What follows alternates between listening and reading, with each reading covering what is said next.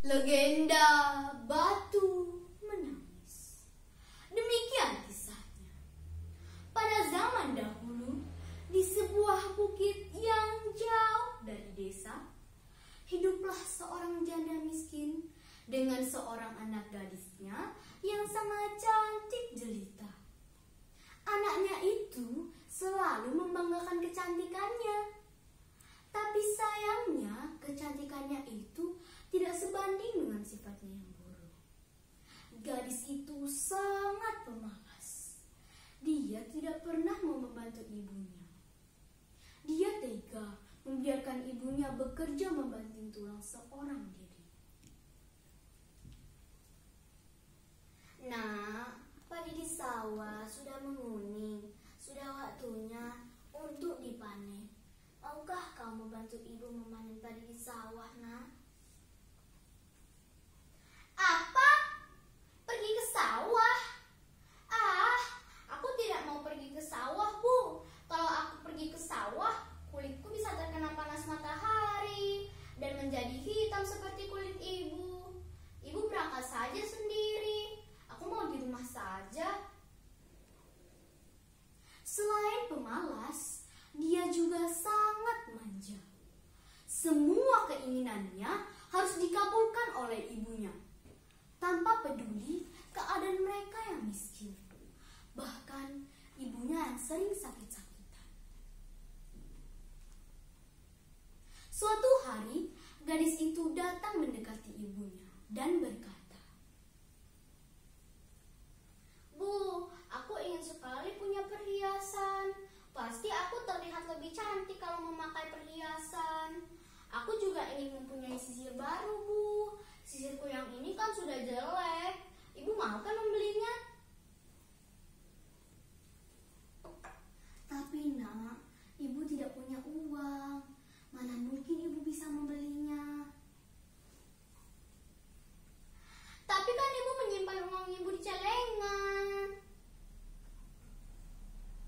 Tapi Nak, uang di celengan itu untuk membeli pupuk. Aku tetap ingin dibelikan perhiasan dan sisir baru, Bu. Ibu harus membelinya. Sang gadis pun tetap berkeras memaksakan keinginannya kepada ibunya. Akhirnya, sang ibu terpaksa membongkar celengannya demi mengabulkan permintaan anaknya itu. Nak, ibu sudah membongkar celengan ibu demi membeli perhiasan dan sisir untukmu. Sekarang, ayo ikutlah bersama ibu ke pasar. Apa? Pergi ke pasar? Aku tidak mau pergi ke pasar, Bu. Pasar kan kotor dan bau. Pasar juga jauh sekali dari sini.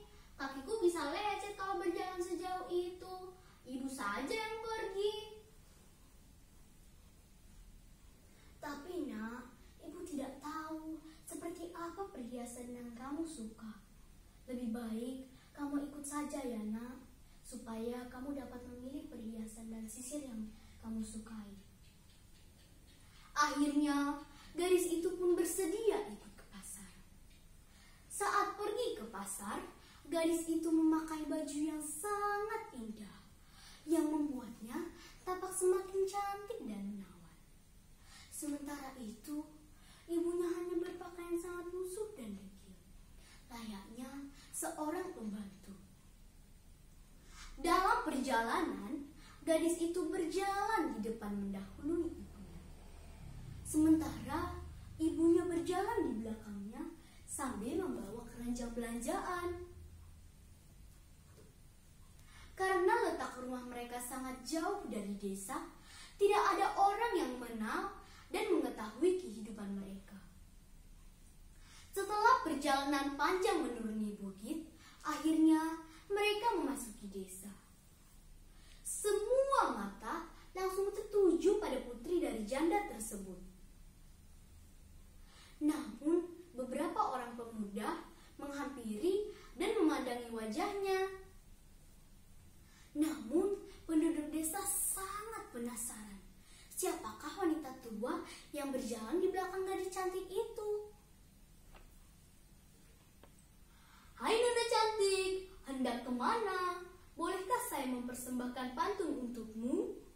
Sungguh indah si burung gelatik terbang menari di atas awan. Sungguh indah si nona cantik, parasmu elok sungguh menawan. Terima kasih Tuan. Tapi nona cantik, siapakah wanita tua yang berjalan di belakangmu itu? Tampaknya ia kesulitan membawa barang bawaannya. Apakah ia ibumu?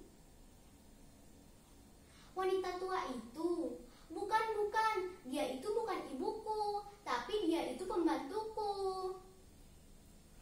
Sepanjang perjalanan, banyak orang yang bertanya hal yang sama. Namun, gadis itu tetap menjawab bahwa ibunya adalah seorang pembantunya. Pada awalnya, sang ibu masih dapat menahan diri setiap kali anaknya menyebutnya sebagai pembantu. Namun akhirnya, sang ibu tidak dapat lagi menahan rasa sakit hatinya. Tiba-tiba, sang ibu berhenti dan berlutut di pinggir jalan.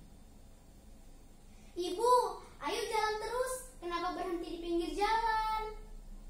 Ayo Bu, jalan terus. Ibu, ayo jalan terus, jangan berhenti di pinggir jalan. Ayo Bu, jalan. Beberapa kali sang gadis bertanya, namun ibunya hanya diam, tidak menjawab pertanyaan anaknya itu. Sang ibu yang sedang berlutut kemudian mengangkat kedua tangannya dan berdoa. Gadis itu pun bingung melihat apa yang sedang dilakukan ibunya. Ibu sedang apa? Sang ibu tetap tidak menjawab dan terus berdoa. Ya Tuhan, ampunilah hamba yang lemah ini, yang tidak bisa mendidik putri hamba sendiri, sehingga menjadi anak yang durhaka. Ya Tuhan, hukumlah anak durhaka ini, hukumlah dia ya Tuhan.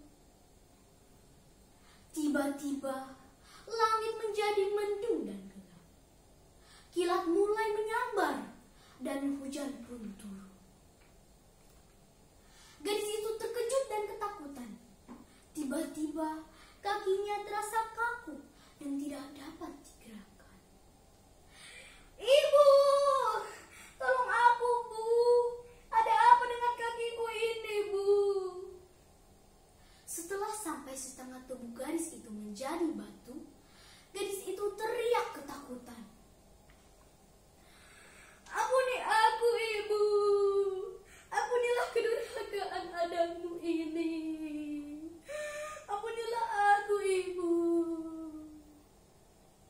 Gadis itu terus meratap dan menangis memohon ampun kepada ibunya.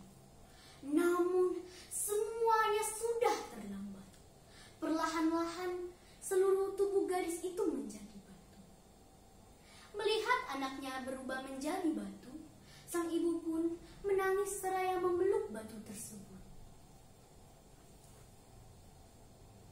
Anakku, ibu telah memaafkanmu nak. Tapi semua sudah terlambat. Anakku. Semua orang yang berada di sana menyaksikan peristiwa tersebut. Sekalipun sudah menjadi batu, kedua matanya masih meneteskan air mata. Oleh karena itu, masyarakat menyebutnya sebagai batu menangis. Teman-teman, hikmah yang bisa kita ambil dari cerita ini adalah hendaknya kita selalu menghargai dan menghormati kedua orang tua kita. Terutama ibu yang sudah melahirkan kita. Ibu telah membesarkan kita dengan penuh perjuangan dan pengorbanan. Kesuksesan dan kebahagiaan kita juga tergantung dari doa orang tua. Teman-teman, sekian dulu ya cerita dari saya. Terima kasih.